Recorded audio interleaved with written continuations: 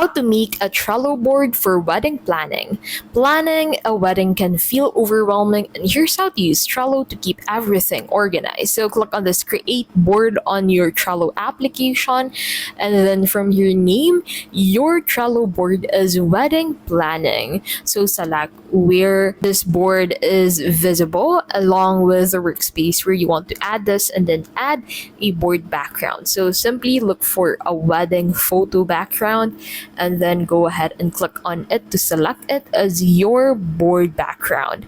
Once done, click on this create board button, and then the board would then be created. So after that, you can add lists. So use stages like ideas, to do, in progress, and completed to easily track your progress. Now create cards under each of this list for each wedding category: venue, catering, dress, invitations, music, and photography. Add details such as use checklist for subtasks and due dates to keep everything on schedules. You can assign members, tag people responsible for each task like family, planner, or vendors. Track progress, move cards across lists as tasks are completed. And that is how to make Trello board for wedding planning.